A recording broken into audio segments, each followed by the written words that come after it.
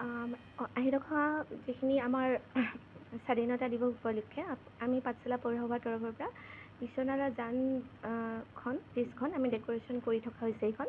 আৰু তাৰ লগতে যিটো আমাৰ গান্ধী মূৰ্তি আছে সেইটো আমি পুনৰ নিৰ্মাণ কৰিছোঁ। আৰু 15 আগষ্ট উপলক্ষে আমাৰ এখন সাংস্কৃতিক সন্ধিয়া উদযাপন কৰা হৈছে।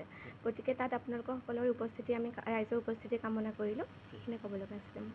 Thank you. নমস্কাৰ, মই পাঠশালা পৌৰসভাৰ উপপৌৰহিচাপে আপোনালোকে এটা কথাই জনাওঁ। আমি অহাৰ পৰা আমাৰ এইখন বডি অহাৰ পৰা পৌৰপতিৰ জলি চৌধুৰী ডাঙৰীয়ানীৰ নেতৃত্বত আমি পাঠশালা পৌৰসভাত বহুত উন্নয়নমূলক কাম কৰি আছোঁ।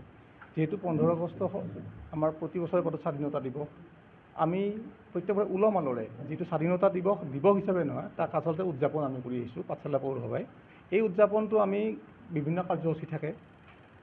আপোনালোকে গম পাইছে, মিডিয়াৰ জৰিয়তে আপোনালোকে আমাক সহযোগ কৰিছে। আমি চিত্ৰাংকন প্ৰতিযোগিতা পাতিছিলোঁ। চিত্ৰাংকন প্ৰতিযোগিতাৰ আমাৰ থিম আছিল কেটচ দ্য ৰেইন। আমি বৰষুণৰ পানী কেনেকৈ সংৰক্ষণ কৰোঁ, য'ত যেনেকৈ সংৰক্ষণ কৰোঁ সেইটো আমি চিত্ৰাংকন ইতিমধ্যে হৈ গ'ল।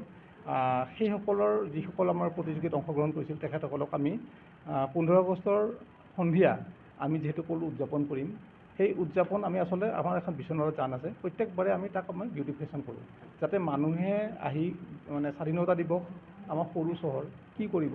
আমি স্বাধীনতা দিৱস হিচাপে যিটো ফাংচনখন কৰোঁ, আমি দুদিনীয়া কৰোঁ, এইবাৰ মানে একদিনীয়া হ'ব ফাংচন।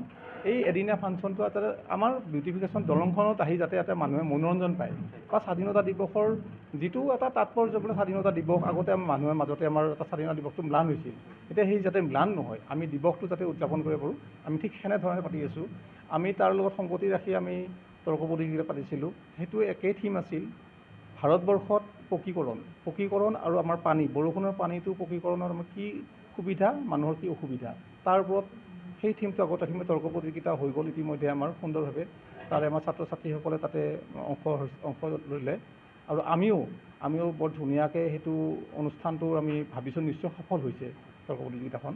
আৰু অনাগত দিনত যিখিনি কাৰ্যসূচী আছে, এতিয়া আমাৰ হেল্থ কেম্প এটা পাতিম আমি।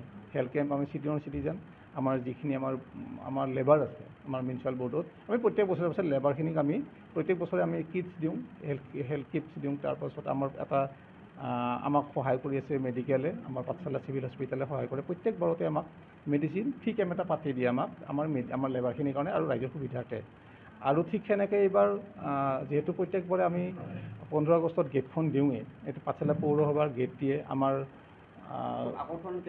আকৰ্ষণৰ কেন্দ্ৰবিন্দু হয় আমাৰ বিশ্বনাথ যানটো। আমি তাতে যাতে মানুহখিনিয়ে তাতে আহি উপভোগ কৰিব পাৰে। দলংখনত এটা সৰু ল'ৰা ছোৱালী 15 আগষ্টতনো কি, স্বাধীনতা দিৱস কি, বহুতে বহুত লয়, তথাপিতো আমাৰ এটা মনোৰঞ্জন, আমি দেশপ্ৰেমমূলক গীত হিচাপে আমি ফাংচন কৰোঁ। আমাৰ আপোনালোকৰ জৰিয়তে সমূহ পাঠশালাবাসী ৰাইজক 15 আগষ্টৰ সন্ধিয়া 6:30 বজাত বিশ্বনাথ যানত আমি উপস্থিত হ'বলৈ অনুৰোধ জনাইছোঁ। আমি যাতে সফল আকৌ দুগুণ উৎসাহেৰে যাতে আমি কাৰ্যসূচীটো হাতত ল'ব পাৰোঁ, তাৰ পৰা আপোনালোকক অনুৰোধ জনাই মই ধন্যবাদ।